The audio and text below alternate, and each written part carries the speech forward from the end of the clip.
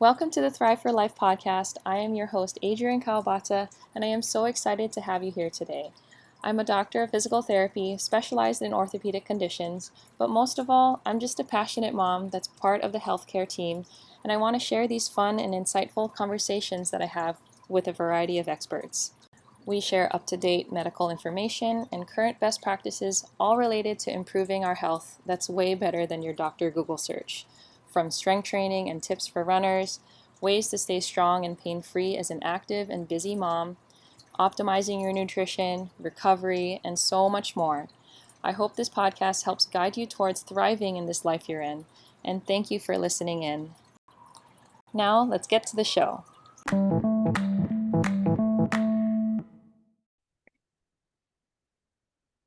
Welcome back to the Thrive for Life podcast. Today we have Kelly Wescott joining us.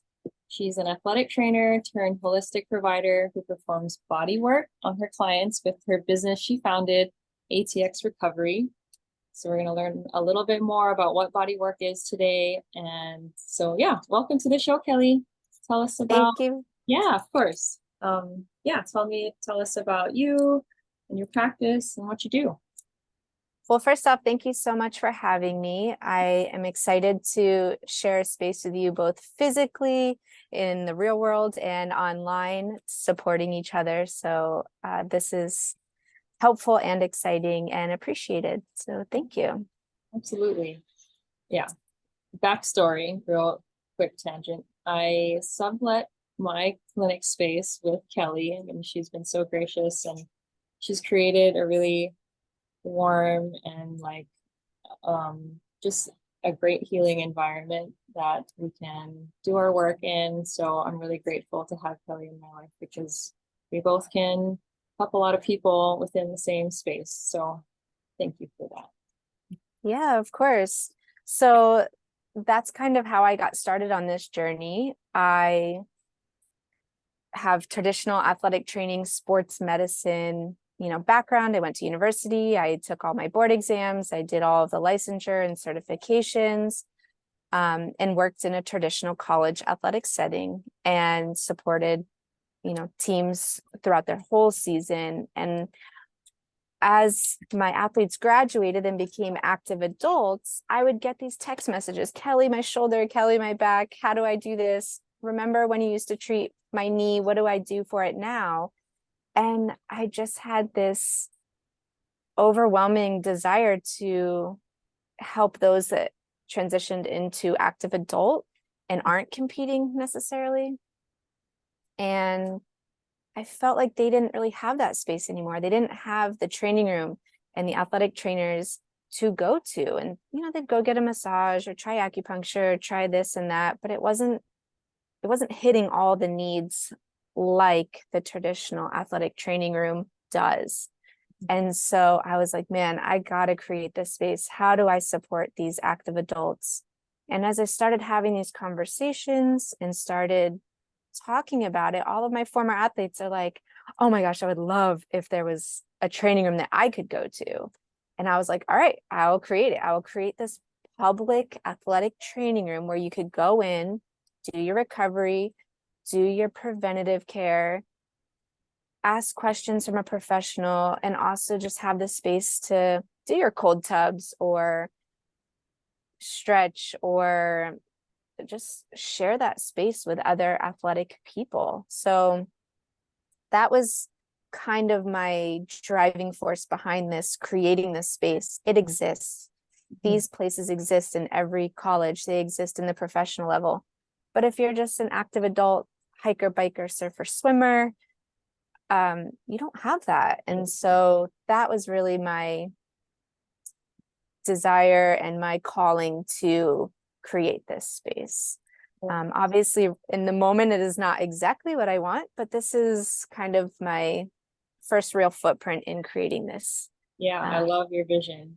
Just to have, because I feel like a lot of athletes probably don't even consider themselves athletes. That like, oh, I just go, I hike a couple times a month, or I play with my kids, or I try to play soccer over the weekend.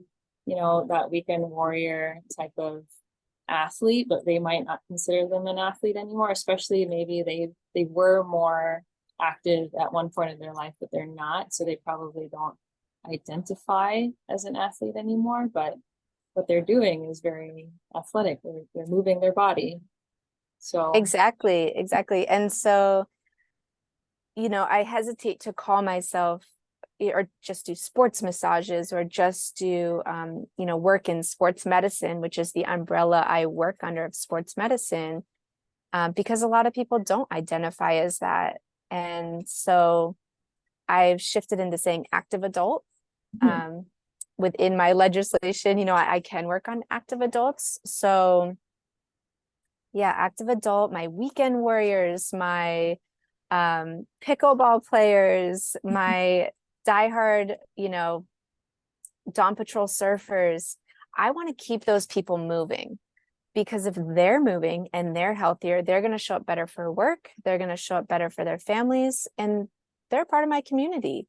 And so if the people around me are active and they're participating and they're socializing and they're contributing, it just really strengthens my community. So a little bit selfishly, I want the people around me to feel their best and show up their best. And even going through pregnancy, my midwives were like, Kelly, this is an athletic event.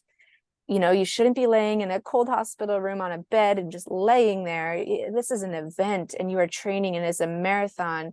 And so I really tapped into that is such an athletic event. And my clients who garden, on the side of hills, and my just people that do these amazing things. One of my clients is a hunter, and if he gets to the top of the mountain and gets a boar, like, he can't just be like, sorry, my back hurts. Like, he's got to get that boar back down, and then he's got to, cut it all up and do, there's a whole thing. So he can't not be feeling his best. So, and that feeds his family, right? And that feeds part of his community. So I want to help him, make sure his back and his legs feel good to be able to do that. And the fishers, and one of my clients works on a boat and sprained her knee, and she's like, try balancing on a boat is hard anyway, and then add a knee sprain, she's like, I'm falling all over the place. So there's just these other parts of life that require you to be balanced, to be strong, to feel your best, to have stamina. And I don't feel like those are being supported fully by the traditional healthcare system. I feel like there's sometimes a miss with, sorry, your insurance only covers 3 appointments, or sorry, you can't be seen for 6 weeks. 6 weeks? What are you supposed to do for 6 weeks? So that's where I can fill that gap. That's where I want to fill that gap and help people start to heal, help people start to transition back into their activities, start to feel like they can show up and contribute for their own self-care, for their own healthcare, for their families and their community. So that's where I am super passionate about, that population of people, which I am now a part of.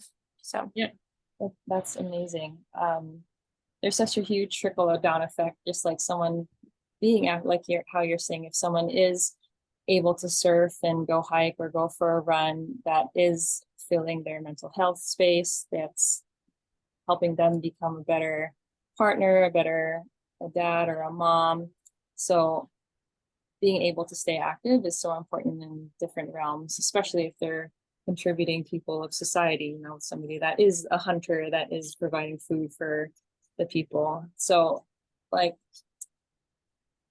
if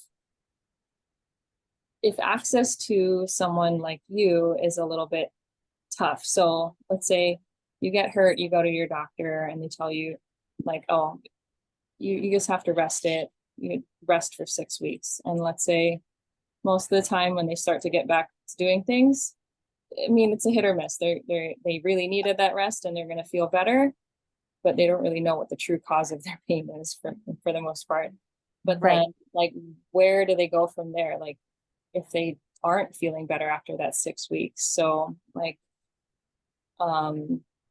there's different avenues. People can go see a massage therapist, they can see a physical therapist, they can see a chiropractor. But if, like, how do people find somebody like you that doesn't have that traditional, I guess, like avenue to be found? Like, oh yeah, you like a doctor isn't, at least in my experience, isn't going to refer them to see somebody that does body work. They're not, it's not on their radar. They're going to see like, oh yeah, I should see a massage therapist, somebody. Yeah. So how does someone find someone like you? I love all that um, in terms of its truth, but it's also my most frustrating Yeah. part of what I do. So, so a couple things is that my ideal client typically has had two or three things go wrong and they're just so defeated. They're so frustrated. They're like, it was my back and now my knee. And I'm like giving up. Like, this is life now. That is my like, let me be your cheerleader. Let me help you. Please get on my table. Let's fix this, because they're all connected. So that's kind of how I see things, is when pain moves or when you have a new injury, like, please let me work on you. Please let me help you, because I want to help trace all that back to what the root is. Unfortunately, in the traditional setting, if you go in for your knee, they're going to treat the knee, and they have to. That's what insurance pays for. That's their, limitations that they have. But that's where I'm different. I always work above and below the injury. I always address the mental health and sleep and nutrition, like as a whole, because the whole body is being affected. One of my analogies that I like to tell my clients is, if you have a flat tire, you don't just keep driving it. You go get that tire fixed, because A, it's dangerous. B, the rims are going to get messed up, and then the driving, steering is going to get messed up, and then there's all these other problems that happen. And we know that 100% with our car, and we take care of it right away. But our body is so different. You tweak your ankle and then you're like, I'll just limp for 3 weeks, but then it's your knee and your hip get affected, right? So I try to apply that kind of analogy or that thought process to the body. And so in a way, I'm a mechanic for the body, which is why I really identify as saying I do body work, because I really try to help find where the imbalances are, get you rebalanced, recalibrate, get you realigned so that you're moving and flowing and healing better. The other part is, if you are frustrated or really struggling with your injury or some kind of trauma that happened, whether it was a car accident or whatever it is that maybe caused the injury, dealing with the mental side of it will help the physical side heal faster. So there's oftentimes where I recommend that clients get some therapy or they do some inner work to really figure out what's holding them back from healing. Now, sometimes you need surgery. Sometimes you just need a medication. There is a beautiful strength to Western medicine. But I've also found this very sweet, kind, gentle side of Eastern medicine that I try to blend together. And so, can you just Google me? No. And can you just find me on Yelp? Probably not yet. But I think by word of mouth and really tapping into how I can help all of these different active adults is where I can gain some traction. Doing things like this is where I can gain some traction. And I know that I'm I don't want to call myself a unicorn, but I think I am a little different in the sense that I'm not working in the traditional setting. I'm not working just, at the college setting. The other thing I want to point out is most athletic trainers are known for and work under this broad umbrella. We cover practices, we cover games, we do injury care, we do first aid, we do in-house physical therapy, we do post-op stuff and recovery things. So athletic trainers in the college, high school, and professional setting are really managing that person's needs physically and mentally throughout their season. That's way too much for me to do on my own within my little room. So I just focus on the recovery part, the rebalancing part, supporting people through the frustrations they're having with having to slow down. Yeah. And really being their biggest cheerleader and giving them things that work for them. You know, I'm not going to tell Susie to do these exercises if she's not somebody that enjoys that part of it. I will tell her, hey, when you're rock climbing, consider doing this, this, and this. Like being really specific and dialed in with what is that person like doing? What do they need to do? What are they craving to do? And how do we modify that so that they can start to get back to doing it? Which is also why I really enjoy working with you and referring clients to you, because you have that similar mindset of individualized care, talking to that person, going into their house and saying, these are the steps you have. These are the couches you have. This is where you sleep. Your bed's way too high. You need a step, or, you know, whatever it is, and meeting them where they're at. I think that's such an important part of vulnerability. I think it's such an important part of providing support, providing care. So I cannot wait to take that large scale and really provide that facility and that space of having a collection of healthcare providers, having all of the athletic training, sports medicine tools and things for people to try and use to find what they like. But in the meantime, I am just me in my room and trying to help the people within my community by referrals, get back to doing what they love, even if it's in a really small way. Yeah.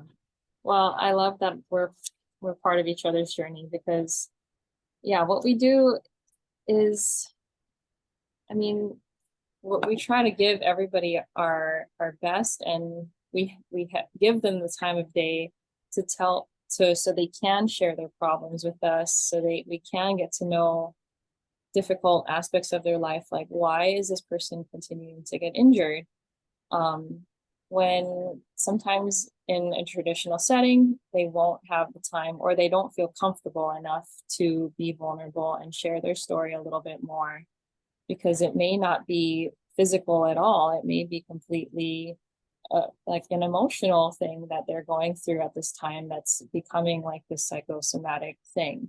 But nobody is going to address it until somebody talks to them about it. And most of the time, that's practitioners like you and me that have that at least an hour of their day to just focus on them. It's like whenever I have somebody like that I know is kind of on like in a high stress type of work setting, I kind of like, hey, this is Susie time. Like, this is all about you today. Like, tell me what's going on. How's the knee doing? And then that always trickles down into like, what other stressors are there in their life? And then we kind of, it becomes less about their physical ailments. And then it becomes this whole person healing, really. It's like you get to really know them at a deeper level. So yeah, and I love that you said that about like Susie's knee, right? It's really about her. And I feel the same way. I am, when I look at my calendar for the day, I'm not like, okay, I got to do the same thing 6 times today. I'm like, Tommy's at 1, and we are going to change Tommy's world today. And I want to know, how he's doing. I genuinely want to know what he needs, and like, how are we going to get Tommy better? And what music do they like? And I try to hit on all the senses of, the touch, the smell, all the things, because we all respond differently to different types of healing, A, and B, the psychosomatic part that you mentioned. Yeah, our mind and body battle each other so much. And if you really look at an athlete and people say, oh, it's 50% mental, you're right, it is. There's a huge part of participating, a huge part of your performance and healing that it is all mental. And so, if you did a session with me, the first part of the session is always laying face down, and I do breath work, and I allow them to release, and I give them a dialogue of, I give my body permission to let go of this tension and tightness. I let go of any toxins. I let go of any trauma. I let go of trapped emotions. So I really set the precedence that in this space, it's time to relax and let go. And I allow the mind and body to connect and relax. And I give permission to rest. And I give permission to create peace within the body for them and peace on the outside, through my hands and the tools I use, which is cupping, the Theraguns. Sometimes we do some stretching.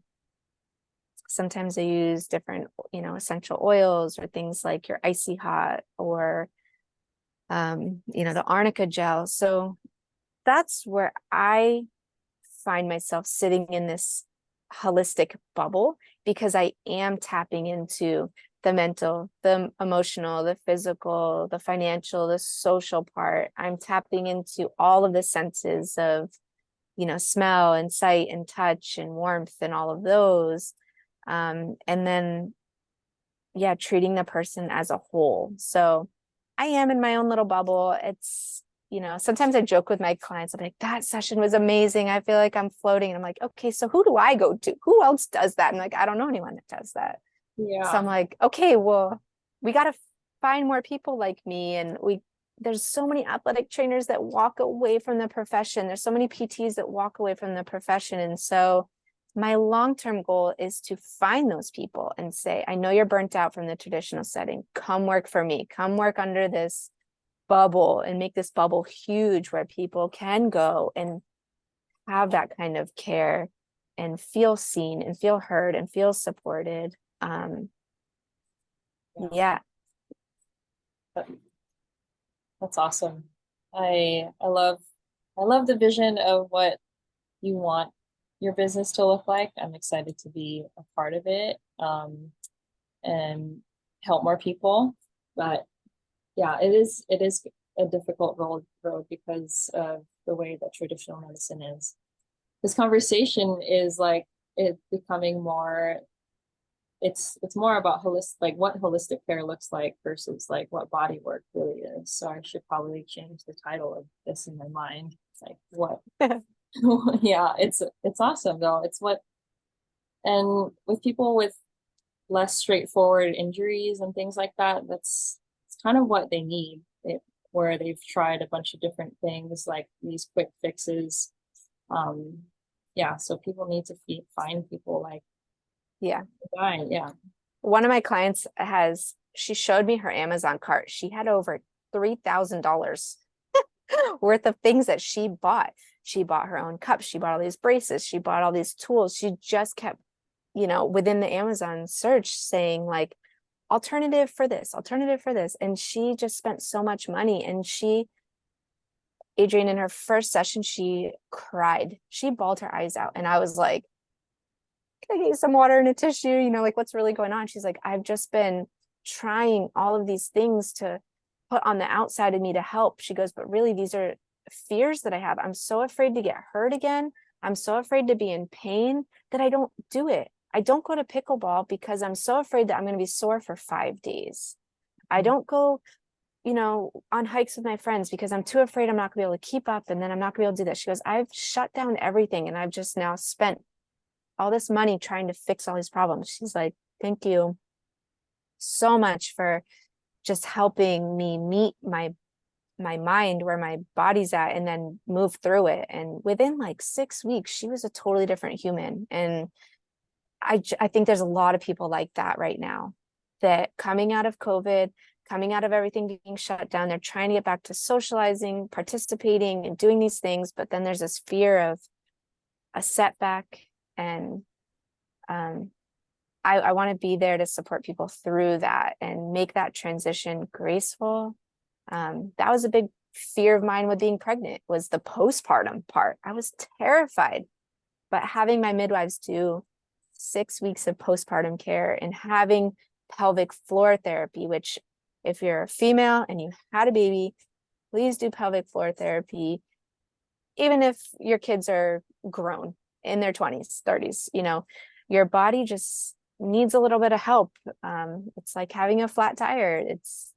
it's just part of life. It's part of having to pause and take a break and slow down and reevaluate. So yes, I'm trying to find more people. I'm trying to build a collection of healthcare providers that are holistic, that are innovative, that are genuine, and that really focus on mind, body, the financial, the social part, because it's all of us. And so I'm building this network. I call it my high five group.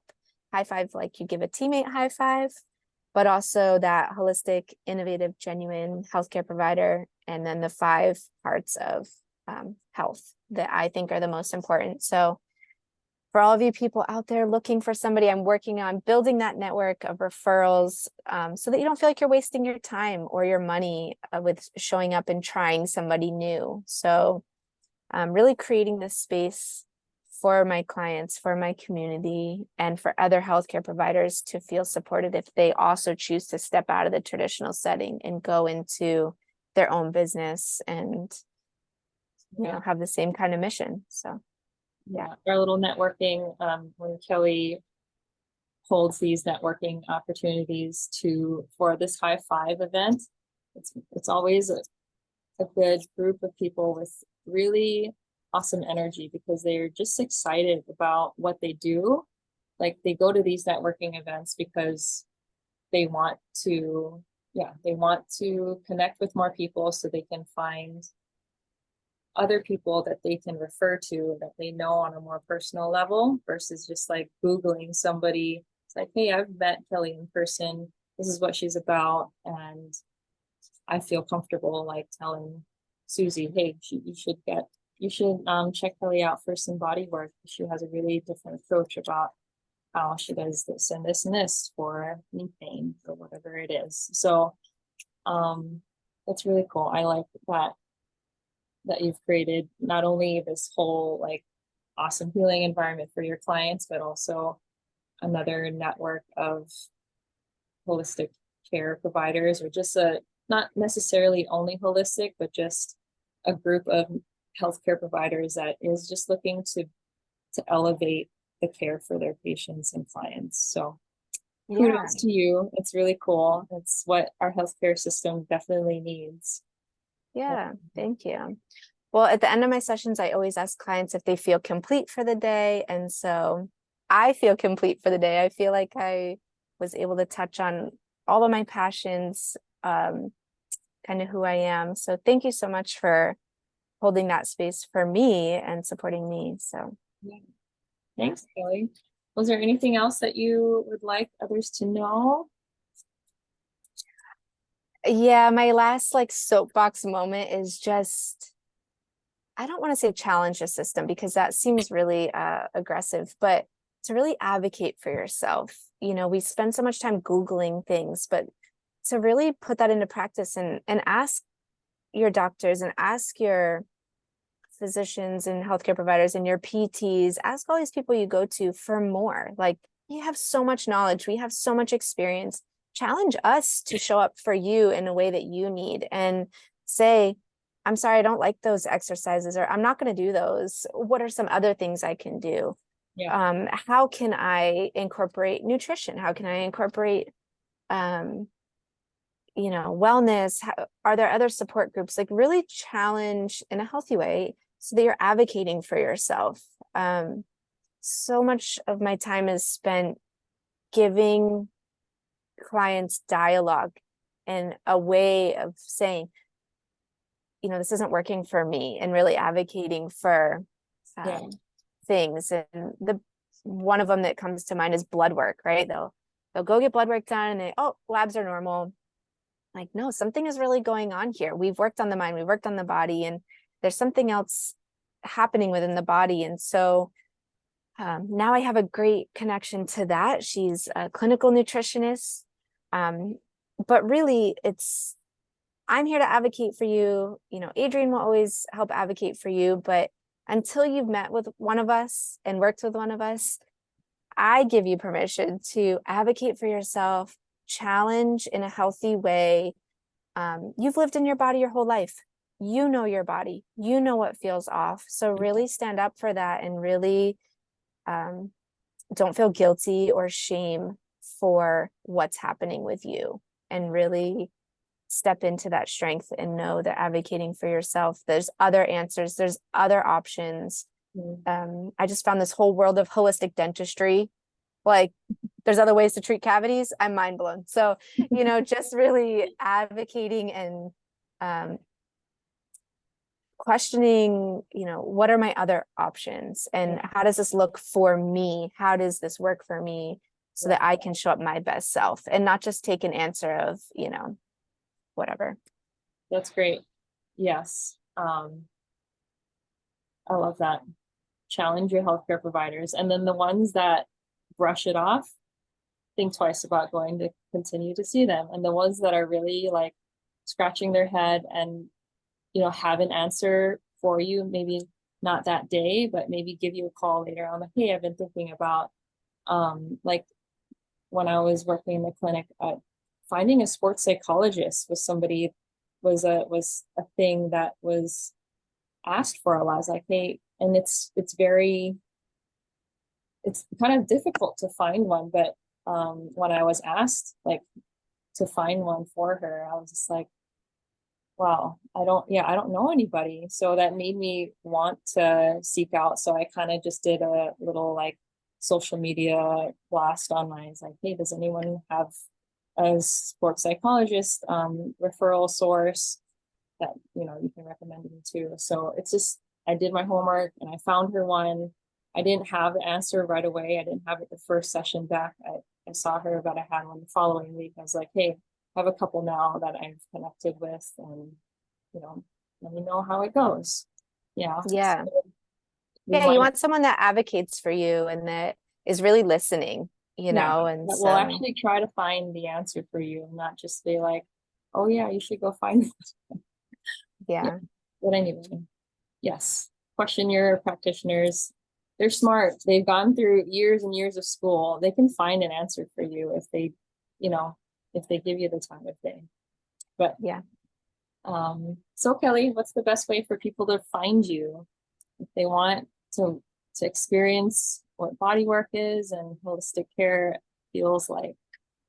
Yeah, I don't mind sharing, as part of the link, my contact information. And right now I'm still pretty small scale, so you can just email me or text me, or follow me on social media. My content is a beautiful balance of my baby boy and some of what I do.